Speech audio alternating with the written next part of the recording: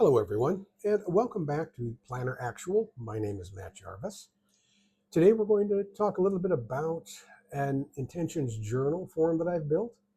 I'm always looking for forms and ideas from other people and using those as I can in my own everyday time management. And if this form may help you, please, you're free to use it. Now, I've done research, I've read many books, looked at many YouTubes. Um, of course, the granddaddy of all is The 7 Habits of Highly Effective People by Stephen Covey, came out in 1989. And he's written several other books for Put First Things First, The 8th Habit. Yeah, I read the 7 Habits every year, usually in January or February, and then throughout the year, just review it. And there is a great deal of, there's a collection of complementary interests and a commerce and spirit throughout all of these books, all the research I've done. They all have a general theme about how things can be done. Brian Tracy, Eat That Frog. Um, that's get more done in less time. Gary Richens, many of you have seen Gary Richens. He's a Franklin Planner trainer. And if you go on the Franklin Planner site, you can go through his class. Very good, excellent. James Clear, Atomic Habits, excellent book. And I've heard some YouTubers say that Atomic Habits is the current or the more modern version of the 7 Habits of Highly Effective People. I think they complement each other, but for my money, this is where it all began. Ryan Holiday, the Stoic, Daily Stoic, great information. Hiram Smith, we all know who Hiram Smith is, 10 Natural Laws of Successful Time and Life Management. Even books like The Checklist Manifesto by Atul Gawande. And of course, who can ignore Brian Moran and Michael Lennington, The 12-Week Year? You'll see that in the paper. John Doerr, Measuring What Happens, OKRs, Objective and Key Results. I use that. Cal Newport, Digital Minimalism. Cal is a professor of computer science at Georgetown University, very influential. Somebody who I really admire when I watch his videos is Ryder Carroll. Ryder Carroll is the inventor of the bullet journal, the Bujo. I love watching him, and he actually talks about using intentions instead of goals, simply because intentions is a direction you're going to. I can't get into the Bujo. I don't like to write all that. I use Franklin Planner exclusively. I love the format. It's already built, and I can just add to it right out of the box. I don't have to build it. But I admire Ryder Carroll and the videos that he puts out. Julie Cameron, The Artist's Way. We're going to talk about doing morning pages every day. And I'll tell you one YouTuber that I really enjoy watching is a gentleman named Carl Pullen. Now, Carl is a time management expert. And in the last 3 months or so, he has done a review. He's actually gone back to using the Franklin Planner.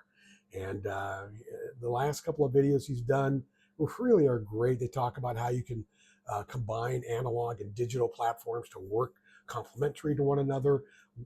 They work well together. He does a great job. Carl Pullen, if you get a chance, go ahead and look at him, look him up. Now, in time management, again, there's a lot of commonality. I mean, and it goes back a long way. Epictetus, Marcus Aurelius, Epictetus said, "Care take the moment to fully inhabit the situation you have to be in now." That's like planning daily. Edwin Lewis Cole, founder of the Christian Men's Network. There are dreamers and there are planners. The planners make their dreams come true. Indira Gandhi, the former Prime Minister of India, you can break that big plan into small steps and take the first step right away. This sounds familiar, doesn't it? Processes, scaffolding, steps. C.S. Lewis, the writer, in the Screwtape Letter said, "Humans live in time and experience reality successively." Arthur Schopenhauer, German philosopher, the finest thought runs the risk of being irrevocably forgotten if it is not written down. Now, Peter Drucker, he is a pioneer of modern management theory. If you can't measure it, you can't improve it. And to just really demonstrate how there's a lot of commonality runs through all of these things, you remember the 7th habit for the highly effective people is sharpening the saw. And that it talks about getting the axe sharpened to help keep you efficient. Well, Abraham Lincoln said, "Give me 6 hours to chop down a tree, and I will spend the first 4 sharpening the axe." Ecclesiastes chapter 10, verse 10. Using a dull axe requires great strength, so sharpen the blade, it helps you succeed. So my point is, all of this information really weaves together, and it just gives you a different take on pretty much the same thing. So let's jump right into it. Let me go ahead and remove some of this so we've got a clear view of what we're looking at. I also like Ryan Holiday, the Daily Stoic. Does a great job. He also does podcasts and online. He's great to listen to. Get my LeMay out, my Safari. This was a gift from my daughter for Christmas. This one is blue. I'm very clever like that. I have one that's black too. The Artist's Way, Julie Cameron. Okay, let's look at the form. Let's see if I can squeeze in here just a little bit. All right, that's maybe a little too much. My production values are not, need to work on that, I guess. Okay, let's look at this form. Now, I wrote this form out because I fully believe that you have to write things in your own font, and that engages your brain. It makes everything come alive for you. So I wrote this whole thing out several times, but if you were to see my handwriting, I'll show you that in a minute when I talk real quick about morning pages, my handwriting would make a physician blush. It's just terrible.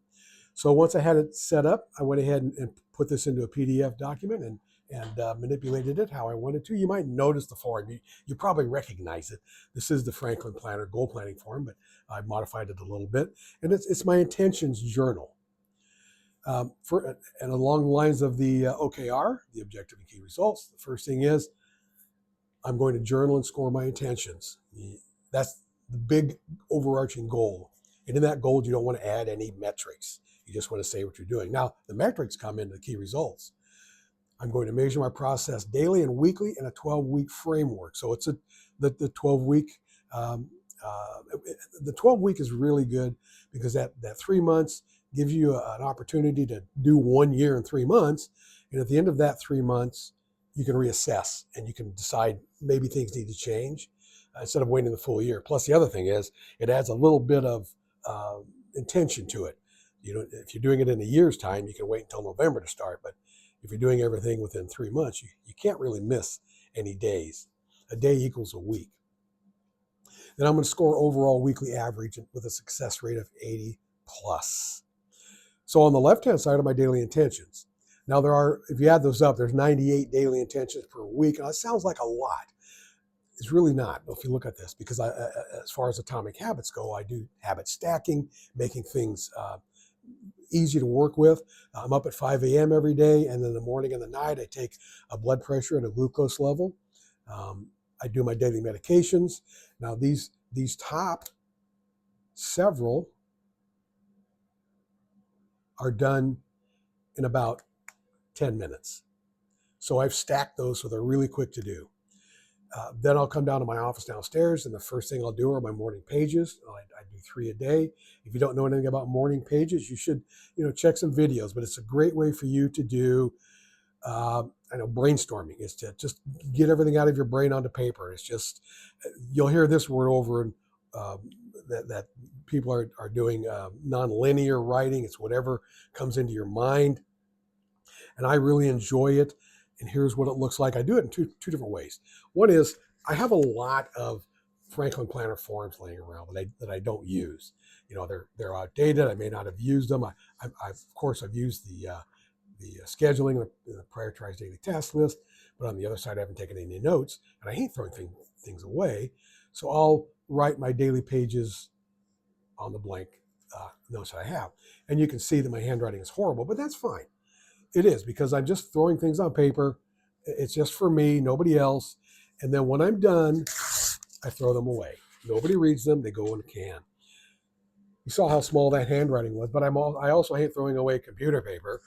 So I do it also on computer paper where I've got made some mistakes or I don't need it.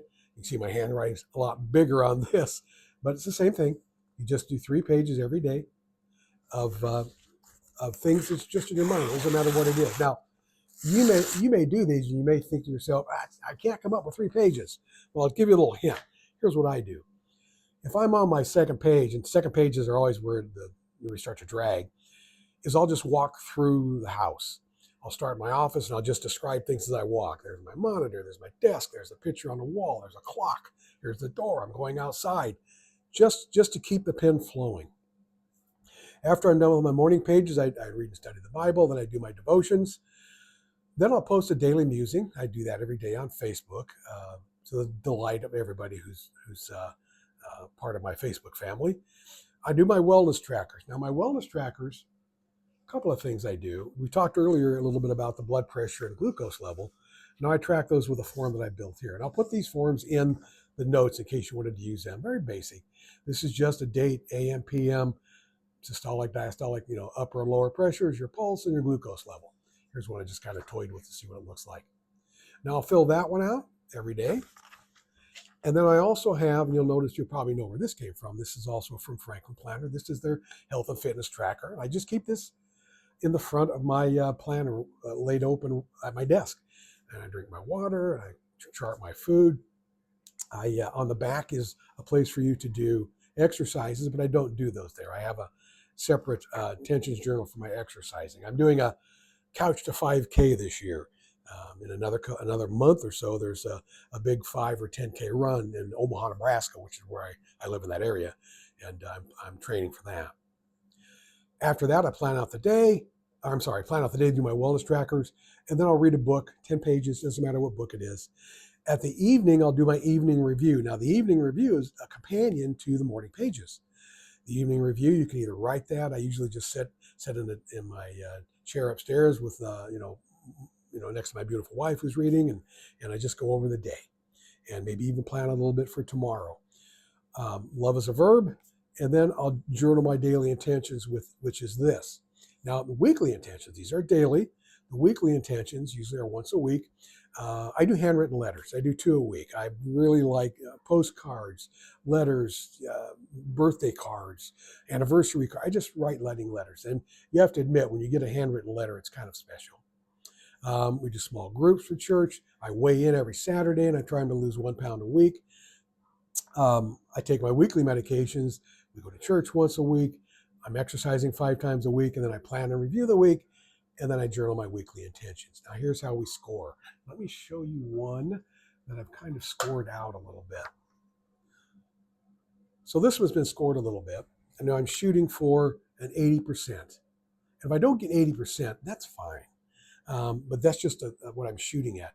And the nice thing about it is, as I'm going along, if I find out that I'm consistently not getting my 80%, well, I can look over here and see where I'm lacking, and I can adjust as I go. I don't have to wait till the 13th week to do it. I can adjust as I go. I can see right now, probably somewhere in this area, I might have a little issue not doing those every day, so I might have to adjust that a little bit. But daily intentions, every day I get a mark, boom, I did that day, I did that day, and when I get 7, I just draw a line through it. You can do that, or you can do dots, however you want to do, to notate every day that you're getting these in. You can see my wellness tracker, I didn't get 7 in, I didn't read 10 pages there, so I didn't quite get my 98 that week. I ended up with 93. And it's just simple math, very simple. So for my daily intentions, I ended up with a 94%. And then during my week, I did everything. I missed out on, I didn't get my 1 pound, and I didn't get all my exercising in. So there, I only got a 78%, and then the average of that is 86. Now you can see right away that on weekly intentions, if you don't keep up with that, you really take a hit on the overall score because there's not very many there. So that's pretty much it. That's my intentions journal. I do that every day and then every week. And then at the end of 12 weeks, I track and see how I'm doing. It just keeps me on track. Well, I hope everybody had a good time. If you have any questions, just leave me a note, and I'll get back to you. But once again, this is Matt Jarvis from Planner Actual. Thank you very much.